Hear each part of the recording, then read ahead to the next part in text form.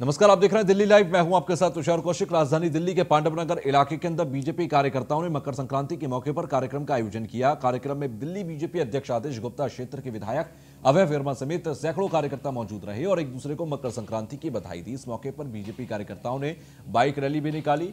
Rally के दौरान traffic नियमों का जमकर उल्लंघन किया गया। दिल्ली प्रदेश अध्यक्ष आदर्श गुप्ता ने बताया कि त्योहार अंधेरे से उजाले का प्रतीक है। साथ ही उन्होंने कहा कि 2021 वैक्सीन के रूप में नई सौगात लेकर आया है। आज सबको मकर संक्रांति की, खिचड़ी की, उत्तरायणी मकरायणी की शुभकामनाएं। और आज पूरी दिल्ली के अंदर मकर संक्रांति का उत्सव देश के अंदर मनाया जा रहा है। आज भारतीय जनता पार्टी के कार्यकर्ताओं ने भी दिल्ली में बहुत जगह मकर संक्रांति का उत्सव मनाया और यहाँ लक्ष्मी नगर, पांडव नगर में भी हमारे महामंत्री दिनेश प्रताप सिंह जी और पार्टी के कार्यकर्ताओं के द्वारा यहाँ मकर संक्रांति का उत्सव मनाया जा रहा है। मैं मकर संक्रांति का उत्सव जो सूर्य के दक्षिणायन से उत्तरायण की ओर आने पर पूरे देश में मनाया जाता है, ये त्यौहार आशा विश्वास का त्यौहार है, अंधेरे से उजाले की ओर जाने का त्यौहार है, असत्य से सत्य की ओर जाने का त्यौहार है। और साथ ही साथ जो निराशा 2020 में और जो अंधकार 2020 में कोरोना के रूप में एक मिला था, ये विश्वास है कि 2021 कोरोना मुक्त होगा और पूरा देश, दिल्ली इस वातावरण से निकलेगा। प्रधानमंत्री नरेंद्र मोदी जी के नेतृत्व में हम सब आगे बढ़ रहे हैं। वैक्सीन बनकर तैयार है जो कि पूरी तरह से सब दिल्ली वासियों, देशवासियों को बिल्कुल मुफ्त प्रधानमंत्री जी ने ऐलान किया है मिलेगी और इससे कोरोना मुक्त भी होगा 2021 और एक नई विकास की ओर भी हम लोग। तो वहीं दिल्ली के बवाना विधानसभा से आम आदमी पार्टी विधायक जय भगवान उपकार ने रोहिणी सेक्टर 24 की स्थानीय जनता को तोहफा देते हुए सड़कों, नालियों और पार्किंग के निर्माण कार्य का शिलान्यास किया। विधायक जय भगवान उपकार पिछले कुछ दिनों से क्षेत्रवासियों को विकास का तोहफा दे रहे हैं। इसी कड़ी में रोहिणी सेक्टर 24 की जनता को तकरीबन 94 लाख की लागत से सड़कों, नालियों और पार्किंग का शिलान्यास किया गया। जैसे कि आप कह रहे हैं कि लोहड़ी के शुभ अवसर पर आज हम लोगों ने उद्घाटन किया है पॉकेट 14 सेक्टर 24 के अंदर। तो ये जो लागत की बात है तो ये 94,09,000 की लागत से पॉकेट 14 के सभी रोड, गलियां, पार्किंग का विकास कार्य यहाँ पर किया जाएगा और ये सभी बनाई जाएंगी। यहाँ पर जनता को कब तक मिल जाएगा? बस अभी काम स्टार्ट हो जाएगा, मुझे लगता है कि अगले 1 महीने में काम पूरा हो जाएगा। तो राजधानी दिल्ली में मकर संक्रांति का त्योहार धूमधाम से मनाया गया। वहीं आदर्श नगर इलाके के युवाओं ने शहीद चंद्रशेखर की मूर्ति पर चौल, फूल मामा अर्पण कर शहीदों को याद किया। साथ ही गरीबों को कंबल और कपड़े वितरण कर मकर संक्रांति का त्योहार मनाया।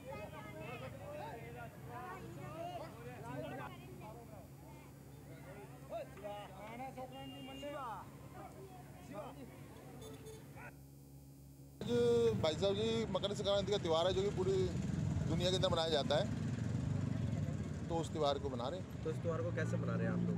कैसे, जैसे हमारे बड़े बुजुर्गों ने जो हमें सिखाया है, जिस भाषा के अंदर हम जीना सिखाया, जिस संस्कार के अंदर, वही संस्कार निभा रहे हैं। हमारे बड़े बुजुर्ग खिचड़ी दिया करते, मिठाइयाँ बांटा करते, गुड़ के लड्डू बनाया करते, तो वही कपड़े बांटा करते, वही लोग हम भी कर रहे हैं, उसी परंपरा को निभा रहे हैं। आज वह मूर्ति पे भी जाके आप लोगों ने सफाई करी और माला वाला चढ़ाई भगत सिंह किया। जो वो मूर्ति है जी, वो भाई साहब जी, वो चंद्रशेखर आजाद जी की प्रतिमा है। वो हमारे नौजवान साथियों के लिए एक आदर्श है। उनकी तो बस हम क्या करें, उनके तो हम अपने खून से नहलाना चाहें तो ही वो कम है, पर बाकी ठीक है। तो वहीं केंद्र सरकार के 3 कृषि कानूनों का विरोध कर रहे किसानों को दिल्ली की सीमाओं पर आंदोलन करते आज 50 दिन पूरे हो गए हैं। किसान आंदोलन के मुद्दे पर केंद्रीय कृषि राज्य मंत्री कैलाश चौधरी से खास बातचीत की हमारे संवाददाता पीयूष तिवारी ने। केंद्रीय राज्य मंत्री कैलाश चौधरी जी है। सर, किसान आंदोलन में अब अलग अलग रंग देखने को मिल रहे हैं। प्रधानमंत्री के खिलाफ आपत्तिजनक नारे लगाए जा रहे हैं। एक नारा ऐसा भी लगा था कि मोदी तेरी कब्र खुदेगी, आज नहीं तो कल खुदेगी। अब सुप्रीम कोर्ट ने भी संज्ञान ले लिया है, लेकिन फिर भी अब किसान जो है वो सड़कों पे अभी भी बैठे हुए हैं। किस तरीके से देखते हैं? मैं तो ये कहना चाहता हूँ कि हिंदुस्तान का किसान कभी इस तरह के नारे नहीं बोल सकता, क्योंकि जय जवान और जय किसान का नारा देने वाला और देश के लिए अपनी जान देने वाला कभी प्रधानमंत्री जी के बारे में इस तरह के शब्दों का प्रयोग नहीं कर सकता। निश्चित रूप से मैं कह सकता हूँ इसमें वो शक्तियाँ हैं जो इस आंदोलन को राजनीतिक रंग देना चाहते हैं या अपनी राजनीतिक रोटियां सेकना चाहते हैं। ऐसे लोग ही ऐसे नारे लगा सकते हैं। मैं तो यही कहना चाहता हूं कि सुप्रीम कोर्ट के अंदर हो गया निर्णय, इनको हर उस चीज़ से ऐतराज़ है। मैं तो ये कहना चाहता हूं कि हमारे मंत्री जी ने लगातार 9 दौर की वार्ता हमारे मंत्री जी के साथ में हुई है और प्रधानमंत्री जी ने स्वयं ने कह दिया, तो इसके बाद में इनको विश्वास किस पे रहा है? अब सुप्रीम कोर्ट के निर्णय पर भी इनको विश्वास नहीं है। मेरा तो यही कहना है कि सुप्रीम कोर्ट ने को जो फैसला आएगा वो अपनी जो कमेटी है वो कमेटी जो फैसला करेगी और उनके कोई इश्यू है तो वो किसान उनके सामने ले जाकर उनके अपने पॉइंट रखे ताकि उसका समाधान सुप्रीम कोर्ट के माध्यम से होगा। सर, जिस बॉर्डर पे किसान बैठे हुए हैं वहाँ के आसपास की जो फैक्ट्रियाँ हैं वहाँ के मजदूर परेशान है, एक तरीके से भुखमरी के कगार पे है क्योंकि वो जा नहीं पा रहे हैं, फैक्ट्रियों में बंद हो गई है या जाने में दिक्कत हो रही है। ऐसे में सरकार क्या कुछ कदम उठा रही है इसको हटाने के लिए? क्योंकि अब सुप्रीम कोर्ट ने भी कह दिया है कि कृषि कानून अग्रिम आदेश तक इसको स्थगित एक तरीके से रोक दिया जाए। मैं तो ये कहना चाहता हूँ कि इस आंदोलन की वजह से पूरे देश के अंदर ही जिस तरह से चाहे मजदूर हो या आम आदमी परेशान हो रहा है और इन आंदोलन करने वाले जो किसान यूनियन के नेता हैं उनको इस बात को समझना चाहिए कि सिर्फ हम ही किसान नहीं है, देश के अंदर अन्य भी किसान हैं जो इस बिल का समर्थन कर रहे हैं। और कल वो जब प्रतियां जला रहे थे तो ऐसे करोड़ करोड़ किसान हैं, उनकी आत्मा भी उस समय जली होगी कि उनके सपने जलाए जा रहे थे कि इस बिल के माध्यम से उनका आने वाले समय के अंदर कल्याण होने वाला है या वो किसान अपने जीवन के अंदर कुछ बेहतर करने वाला इन बिलों के माध्यम से होने वाला है। और अगर इतने ही अच्छे बिल पुराने होते तो आज किसानों को आत्महत्या करने के लिए मजबूर नहीं होना पड़ता।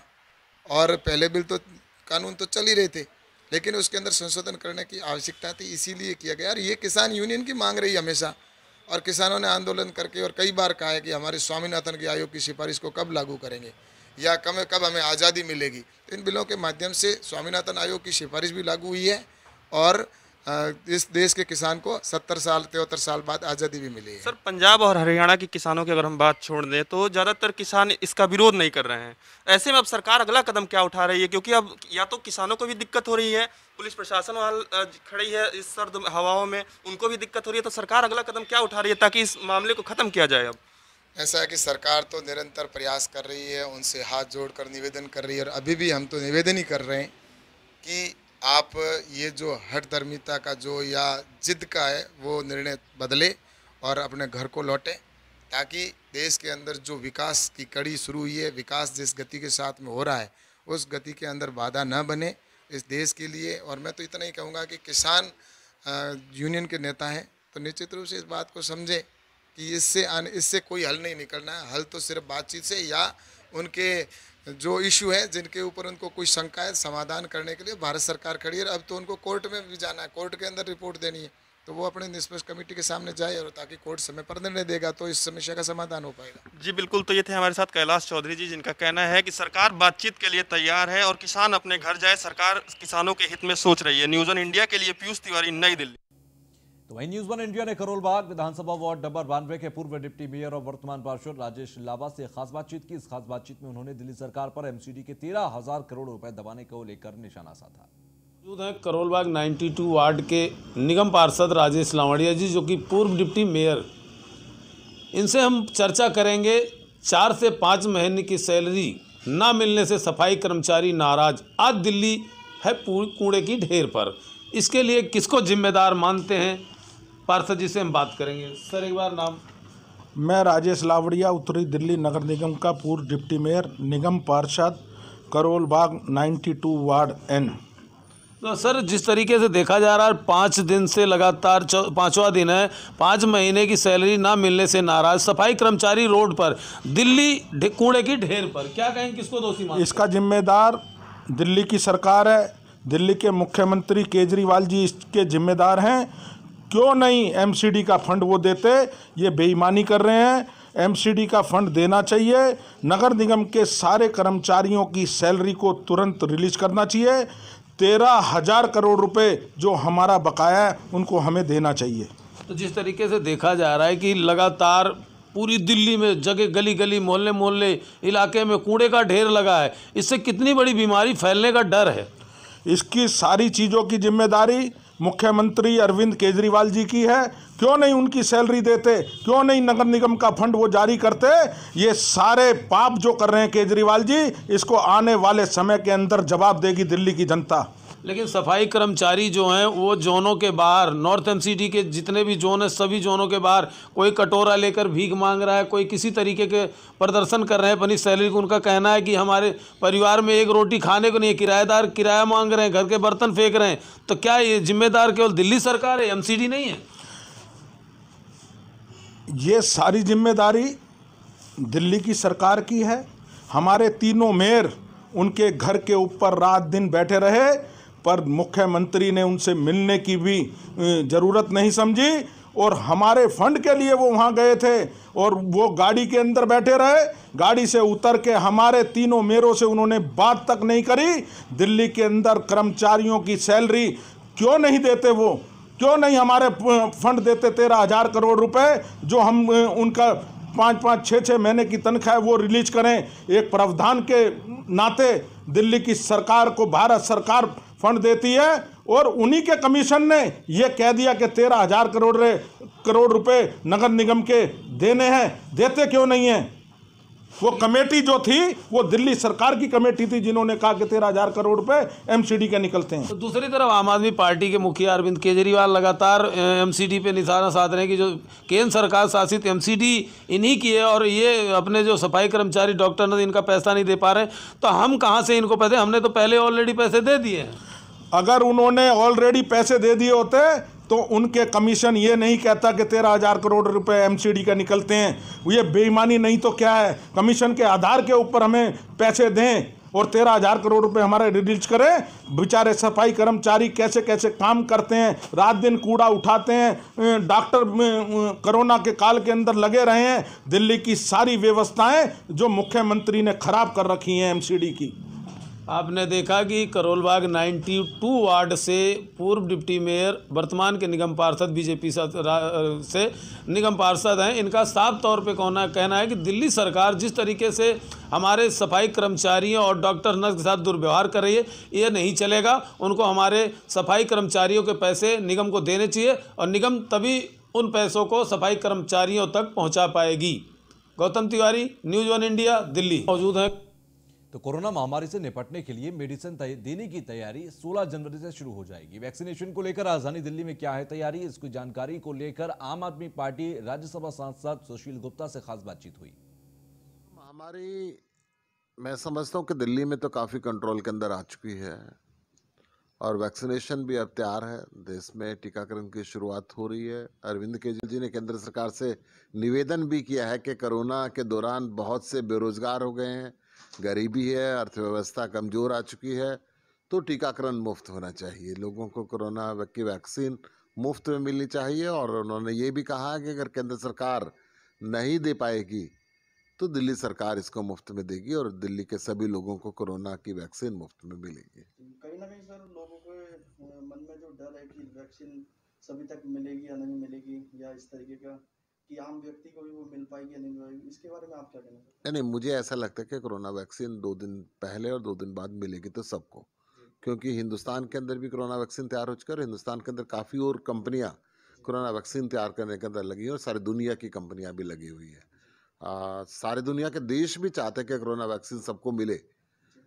कई देश आज भी हिंदुस्तान की तरफ उम्मीद की नज़र से देख रहे हैं और हिंदुस्तान कोरोना वैक्सीन से पहले ही, अगर हम शुरुआती दिनों से बात करें, मलेरिया के टीके की बात करें, हम चिकन पॉक्स के टीके की बात करें, हम अनेकों किस्म के टीके हिंदुस्तान ने डेवलप किए और सक्सेसफुल तरीके से लगते रहे।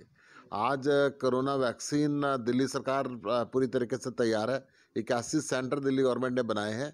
हर रोज़ एक सेंटर पे 100 लोगों को वैक्सीन लगेगी। सबसे पहले जो कोरोना वॉरियर्स हैं उनको ये वैक्सीन लगेगी, जो फ्रंट लाइन वर्कर हैं उनको ये वैक्सीन लगेगी और 1000 सेंटर दिल्ली सरकार बना रही है। इसी प्रकार पूरे देश के अंदर ये सेंटर बनेंगे और मैं समझता हूँ कि कोरोना वैक्सीन सबको मिलनी चाहिए। तो वहीं राजधानी के उत्तरी दिल्ली इलाके में अपराधियों ने शटर काटकर वारदात को अंजाम दिया। अपराधियों ने रिलायंस ज्वेलर्स पीतमपुरा रिलायंस ज्वेलर्स के अंदर शटर तोड़कर चोरी की इस वारदात को अंजाम दिया है। मामला पीतमपुरा के थाना मौर्य एन्क्लेव का है, जहां कार में सवार 4 से 5 नकाबपोश बदमाशों ने शोरूम के गार्ड को बंधक बनाकर इस सारी लूट की वारदात को अंजाम दिया। वारदात की खबर मिलते ही थाना मौर्या एन्क्लेव एसएचओ सहित भारी पुलिस बल मौके पर पहुंचा। इस बीच पुलिस का कहना है कि जल्द ही मामले को सुलझा लिया जाएगा। राजधानी दिल्ली में लूट की वारदातें थमने का नाम नहीं ले रही है। ताज़ा मामला दिल्ली के नॉर्थ वेस्ट के मौर्या एन्क्लेव थाने में नजर आया। आप मेरे पीछे देख सकते हैं कि रिलायंस का जो ज्वेल्स है, यहाँ पर सुबह 4 बजे, तड़के सुबह 4 बजे एक गाड़ी में 4 से 5 लोग सवार होकर के आए और गार्ड को बंधक बनाया। गार्ड को बंधक बनाने के बाद उन्होंने शटर को तोड़ा और तोड़ने के बाद अंदर गए और अंदर जाने के बाद लाखों की लूट को अंजाम दिया। बताया जा रहा है कि जो इन्वेस्टिगेशन जो टीम है वो मौके पे आकर के तमाम तरीके की जांच पड़ताल में लगी हुई है और उसके साथ साथ सीसीटीवी फुटेज को खंगाला जा रहा है। दिल्ली से टीपू सुल्तान की रिपोर्ट। गढ़ी थाना पुलिस ने चोरी के आरोप में एक ही परिवार के 3 सदस्यों को गिरफ्तार किया। गिरफ्तार आरोपी आभूषणों की उसी दुकान पर चोरी करते थे जो दुकानदार वृद्धायु के होते थे। साउथ डिस्ट्रिक्ट के डीसीपी अतुल कुमार ठाकुर ने बताया कि थाने मैदान गढ़ी के पुलिस टीम ने एसएचओ जतन सिंह से अपनी टीम के साथ एसीपी रणवीर के नेतृत्व में एक ऐसे शातिर लेडी के चोर को पकड़ा है जिसका पूरा परिवार, मां और बेटी और उसका लड़का, ऐसे लोगों को अपना निशाना बनाते थे जो गोल्ड की शॉप वाले बुजुर्ग होते थे।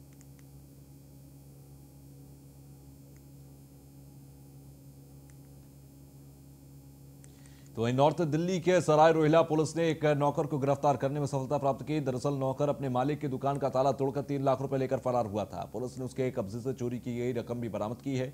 पकड़े गए नौकर की पहचान जोगिंदर के रूप में हुई।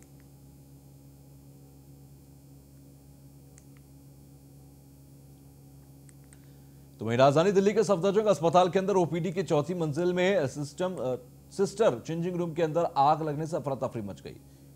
जानकारी के मुताबिक इस चेंजिंग रूम में सैनिटाइजर रखे हुए थे, इस वजह से आग भड़की।